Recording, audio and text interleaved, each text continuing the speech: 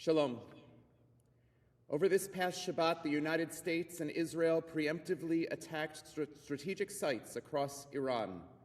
This attack was widely anticipated by world leaders and Israelis who were on alert in the weeks leading up to this moment, especially as Iran cynically evaded earnest negotiations to stop its hegemonic aspirations and its unapologetic pursuit of nuclear aggression.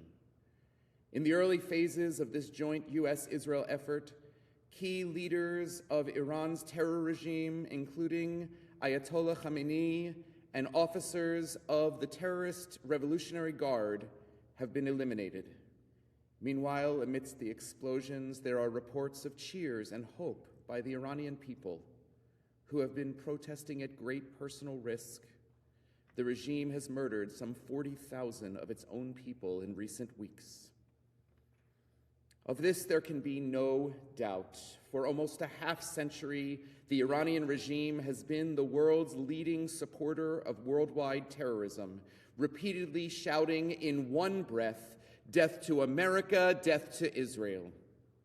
Iran proudly promotes and financially and militarily supports Hamas, Hezbollah, and the Houthis, and other terrorists, and has celebrated when it has murdered many Americans and Israelis alike.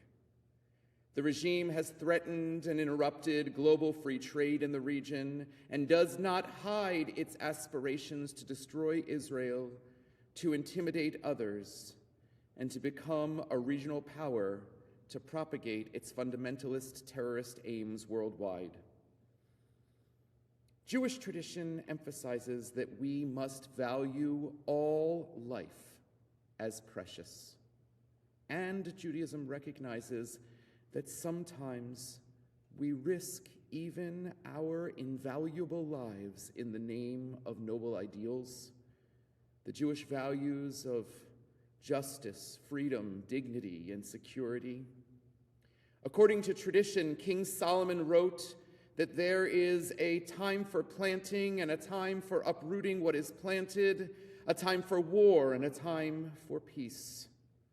But King Solomon's words, indeed his very name, Shlomo from Shalom, were only possible because his father, King David, had done the hard work of ensuring that peace.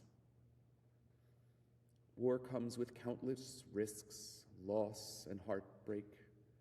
When war is deemed necessary, it should be sobering, not triumphalist.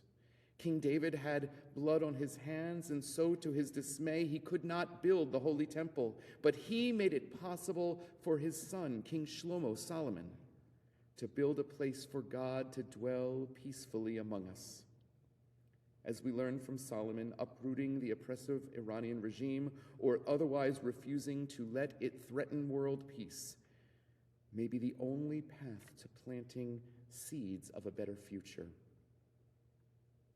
War has costs, and we should not revel in those costs, including the loss of our enemies' lives and livelihood. From biblical times to the IDF Code of Conduct, there are laws governing war, meaning war can be sanctioned Jewishly, but for example, we do not wantonly destroy fruit-bearing trees. And we have stories of God admonishing the angels for singing after the drowning of the Egyptian taskmasters and soldiers who had persecuted the Israelite slaves. Because Jewishly we do not relish war, we also acknowledge the questions that many people have about this war. How we, let alone Israelis, can endure the emotional exhaustion and psychological and material costs of another war.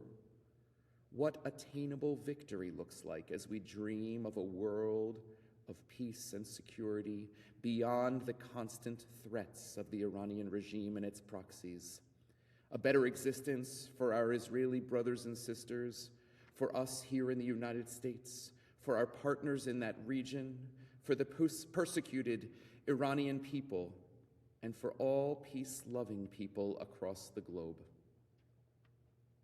Tonight we will celebrate Purim, recalling another existential moment also in Persia, that same land almost 2.5 millennia ago. Purim does not shy away from the threats. It even gives us permission to laugh and celebrate, perhaps the most audacious statement of our resilience as a people. Rabbi Lord Jonathan Sachs of blessed memory taught that Purim declares we will not be intimidated, we will not be traumatized, we will not be defined by our enemies. We will live with the threats and even laugh at them, because what we can laugh at, we cannot be held captive by. Please join us tonight and again tomorrow in this joyous act of resilience. As your rabbis, we are not prophets. We are not pundits, nor political or military strategists. We can only join you in prayer. Prayer for the safety of our Israeli brothers and sisters and of the U.S. armed forces engaged in this fight. For a quick and decisive end to the suffering that war inevitably brings. For a better future for Israelis, Iranians, and us all.